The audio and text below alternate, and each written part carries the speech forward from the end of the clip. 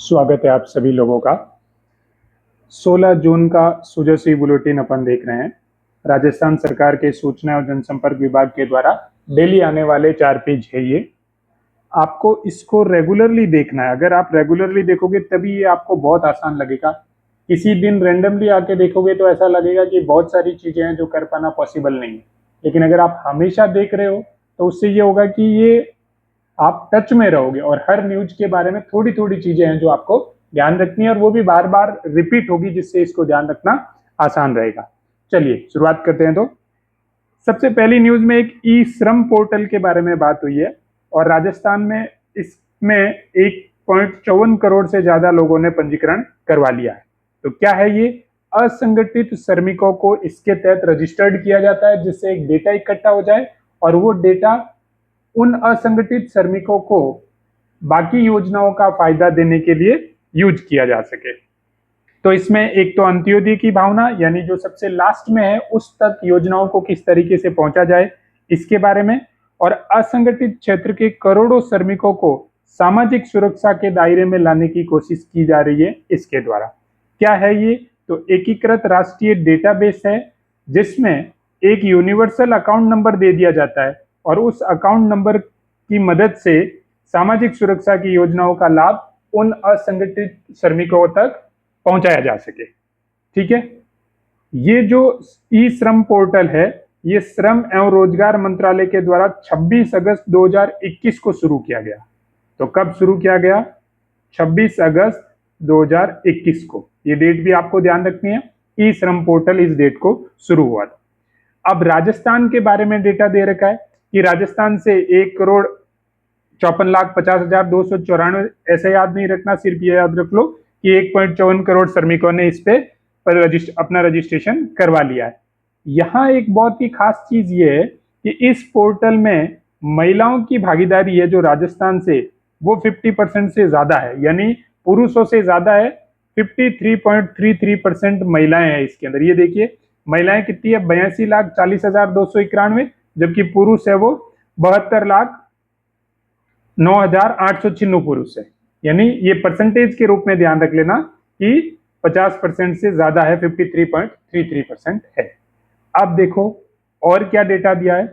तो ग्रामीण अर्थव्यवस्था के आधार पर कृषि क्षेत्र में सर्वाधिक पंजीकरण। अब ये जो असंगठित मजदूर है, असंगठित श्रमिक जो है वो किस किस क्षेत्र से है?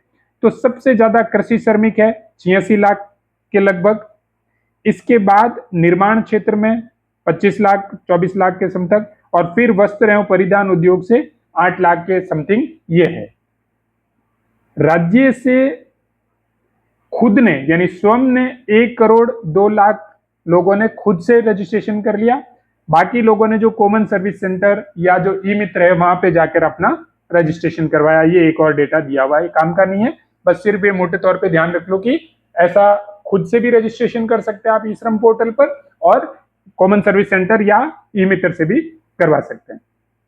अब देखिए ये 26 अगस्त 2021 से ये पोर्टल शुरू हुआ और इस पोर्टल पर 21 अक्टूबर 2024 से, कब से? 21 अक्टूबर 2024 से एक वन स्टॉप सॉल्यूशन की शुरुआत की गई। इसमें क्या होगा? एक ही क्लिक पर ये जो योजनाएं दे रखी है इन योजनाओं से आप सीधे जुड़ सकते हो, ऐसी बात इन्होंने बोली। ठीक है, तो एक और ये ध्यान रख लेना कि वन स्टॉप सॉल्यूशन भी ई श्रम पोर्टल पर शुरू किया गया 21 अक्टूबर 2024 को। अब कुछ और डेटा दिया हुआ है कि 16 से 59 वर्ष की आयु के असंगठित श्रमिक। अब असंगठित श्रमिक का क्या मतलब है? तो ऐसे श्रमिक जिनको ईपीएफओ, ईएसआईसी या सरकारी वित्त पोषित राष्ट्रीय पेंशन प्रणाली के सदस्य नहीं है, उनको क्या माना गया है? असंगठित श्रमिक माना गया है। ठीक है, ये अपना जो यूनिक अकाउंट लेने के बाद उमंग ऐप पर भी अपनी प्रोफाइल से विभिन्न योजनाओं का लाभ प्राप्त कर सकते हैं, ऐसी बात बोली गई। तो ये पूरी की पूरी न्यूज थी ई श्रम पोर्टल। फिर से देख लो ई श्रम पोर्टल क्या है। तो ये एकीकृत डेटाबेस है जिसमें यूनिवर्सल अकाउंट नंबर दे देंगे। ठीक है, 26 अगस्त 2021 को ये शुरू हुआ था। असंगठित क्षेत्र के मजदूरों के लिए है। राजस्थान से 1 करोड़ 54 लाख से अधिक यानी 1.54 से ज्यादा है। महिलाओं वाला ध्यान रखना है कि महिलाएं इसमें ज्यादा रजिस्टर किया? सबसे ज्यादा कृषि के श्रमिकों ने रजिस्टर करवाया। 21 अक्टूबर 2024 से वन स्टॉप सॉल्यूशन एक नई शुरुआत हुई है, जिससे इन योजनाओं को जुड़ने के लिए एक एक ही जगह से आप इन इतनी सारी योजनाओं से जुड़ सकते हो। 16 से 59 वर्ष के बीच के जो लोग हैं उनको यहाँ पे रजिस्ट्रेशन करवा सकते हैं। फिर जो ईपीएफओ या ईएसआईसी सरकारी वित्त पोषित राष्ट्रीय पेंशन प्रणाली से बाहर के लोग हैं वो इसमें रजिस्ट्रेशन करवा सकते हैं और उमंग ऐप के जरिए भी इन योजनाओं का लाभ ले सकते हैं। चलिए आगे बढ़ते हैं। अगली न्यूज है ग्रामीण सेवा शिविर। ये वही चीज है, आम जन की समस्याओं के त्वरित समाधान के उद्देश्य से। कब शुरू हुए? तो 12 जून से 15 जुलाई तक ये शिविर चलेंगे। जो ग्रामीण में चल रहे हैं उसमें 22 विभागों की सेवाएं हैं, जो शहर में चल रही है उनमें 10 विभागों की सेवाएं। ये बात आप और ध्यान रख लो। अब देखो, प्रधानमंत्री मातृ वंदना योजना के तहत 6,000 रुपए मिले हैं इनको, ठीक है। ये एग्जाम के पॉइंट ऑफ व्यू से काम की चीज नहीं है। तारबंदी से क्या मिल रहा है, कन्यादान योजना में क्या मिल रहा है, ये एग्जाम के पॉइंट ऑफ व्यू से काम की चीज नहीं है। बस सिर्फ ग्रामीण सेवा शिविर चल रहे हैं, ये आपको पता होना चाहिए। आगे वाली न्यूज देखो, मंत्री मुख्य सचिव कलेक्टर शिविरों में पहुंचे। ये उन्हीं शिविरों में, ग्रामीण और जो शहरी सेवा शिविर चल रहे हैं वहां पे जाके उनका निरीक्षण कर रहे हैं, ठीक है। तो अलवर में वन एवं पर्यावरण राज्य मंत्री संजय शर्मा जी ने निरीक्षण किया। मुख्य सचिव वी श्रीनिवासन ने जयपुर के मानगढ़ खोखावाला ग्राम पंचायत में जाके वहां किया। संपर्क पोर्टल पे आई हुई शिकायतों के जरिए भी देखा गया कि ये व्यवस्थाएं किस तरीके से चल रही है और जहां से ज्यादा शिकायतें आ रही है वहां पर कैंप लगाने के बारे में भी ये लोग सोच रहे हैं। इसमें भी एग्जाम के पॉइंट ऑफ व्यू से कोई काम की चीज नहीं है। कलेक्टर, मुख्य सचिव, ये सब लोग जाके, मंत्री सब लोग जाके देख रहे हैं।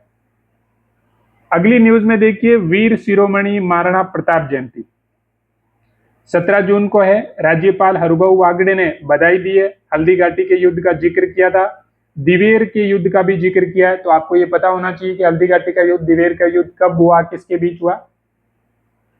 इसके अलावा ज्येष्ठ शुक्ल तृतीया को ये महाराणा प्रताप की जयंती मनाई जाएगी, ठीक है। बाकी कोई एग्जाम के पॉइंट ऑफ व्यू से काम की चीज नहीं थी। उसके बाद इस वाली न्यूज को देख लिए, 84 लाख लोगों की मुस्कान लौटाई, देश भर में सराहना हुई। गिव अप अभियान। देखो, जो नेशनल फूड सिक्योरिटी एक्ट है उसके तहत जो भी प्रोविजन आपको मिल रहे थे उसमें जो सक्षम लोग हैं उनसे एक अपील की गई थी कि आप इसको गिव अप कर दीजिए, आप इसे सरेंडर कर दीजिए, आप ये चीज मत लीजिए। तो वो गिव अप करने की वजह से 84 लाख लोगों की मुस्कान लौटाई है, ऐसी बात की है। तो देखो, खाद्य एवं नागरिक आपूर्ति मंत्री सुमित गोदारा बीकानेर के श्री डूंगरगढ़ में NFSA national food security act के लाभार्थियों से इन्होंने बातचीत की है। 84 लाख लोगों की मुस्कान लौटी है। इस अभियान के तहत 82 लाख लोगों के द्वारा स्वेच्छा से लाभ त्याग किया गया, ठीक है। खाद्य सुरक्षा अधिनियम के अनुसार प्रदेश के 4.46 करोड़ लोगों को ही इसका लाभ दिया जा सकता था। इसे ध्यान में रखते हुए अपने पास सबको खाद्य सुरक्षा का लाभ नहीं दे सकते थे, 4.46 करोड़ लोगों को ही दे सकते थे। इसलिए 1 नवंबर 2024 को ये अपील की गई लोगों से कि जो लोग सक्षम हैं वो इसे छोड़िए। तो अभियान से प्रेरित होकर 56 लाख लोगों ने इसका त्याग किया और 29 लाख लोगों ने ई केवाईसी ही नहीं करवाई। तो ई केवाईसी नहीं करवाई तो उनको अपना आप ही वो छूट गया, ठीक है।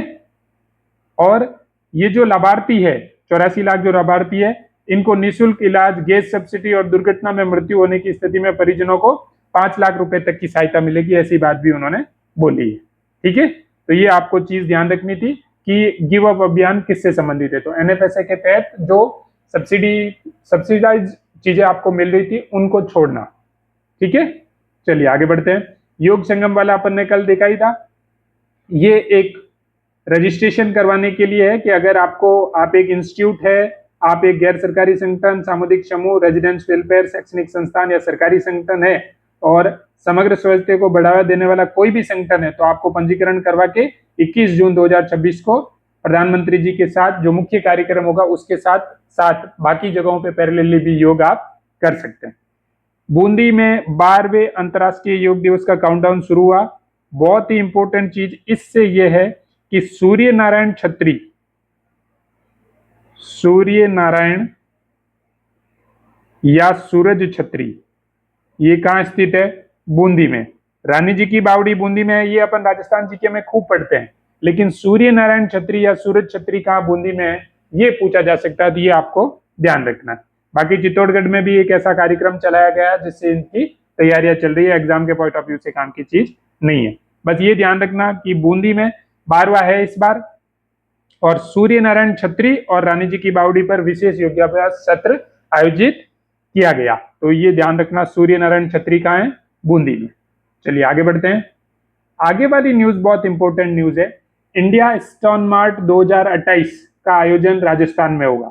रिको, सीडोस और लघु उद्योग भारती के मध्य त्रिपक्षीय एमओयू एक हुआ है, जिसके तहत इंडिया स्टोन मार्ट 2028 कहाँ होगा? राजस्थान में। इंडिया स्टोन मार्ट 2028 के आयोजन के लिए राजस्थान राज्य औद्योगिक विकास एवं विनियोजन निगम यानी RIICO, centre for development of stones यानी सीडोस और लघु उद्योग भारती के मध्य कॉन्स्टिट्यूशन क्लब में एक एमओयू हुआ है। इस एमओयू में क्या बात की गई है कि 2028 में जो इंडिया स्टोन मार्ट होगा उसका आयोजन कहाँ किया जाएगा? राजस्थान में किया जाएगा। फिर एक ये उद्योग एवं वाणिज्य मंत्री कर्नल राज्यवर्धन सिंह राठौड़, ये भी आप इनका नाम ध्यान रख लो। इंडिया स्टोन मार्ट 2026 एक सर्वश्रेष्ठ आयोजनों में से एक था, 28 को इससे ज्यादा अच्छा बनाना है, ऐसी कोशिशें की जा रही है। ठीक है। फिर एक और बात, उद्योग एवं वाणिज्य राज्य मंत्री के विश्नोई ने एक बात बोली है कि अब राजस्थान में सेमीकंडक्टर चिप्स बहुत जल्दी बनने वाली है, और निवेश की प्रक्रिया को बढ़ाने के लिए हमने लगभग 34 नई नीतियां लागू की है, ऐसी बात भी इन्होंने बोली है। ठीक है। 17 से 20 फरवरी, कब? 17 से 20 फरवरी 2028, ये ध्यान रखना, इंडिया स्टोन मार्ट का आयोजन होगा, और इसका आयोजन बहुत अच्छे से हो, इसलिए 11 देशों में रोड शो किए जाएंगे। ये बात आप ध्यान रखना, कितने देशों में? 11 देशों में रोड शो किए जाएंगे। फिर एक छोटी सी न्यूज में, एक 33/11 केवी जीएसएस का उद्घाटन किया गया है, तो राजस्व मंत्री हेमंत मीणा ने इसका उद्घाटन किया। बस ये ध्यान रख लो कि राजस्व मंत्री कौन है? हेमंत मीणा। चलिए अब चलते हैं क्वेश्चन पे। आज के सूजस में क्या क्या क्वेश्चन आए? वेस्टर्न डेडिकेटेड फ्रीट कॉरिडोर के उस विशेष सेवा को क्या नाम दिया गया जिसके तहत माल से लदे ट्रकों को सीधे मालगाड़ी के फ्लैट वैगनों पर ले जाते हैं? तो ये नाम दिया गया था ट्रक्स ऑन ट्रेन। ठीक है, रेल पर ट्रक सेवा।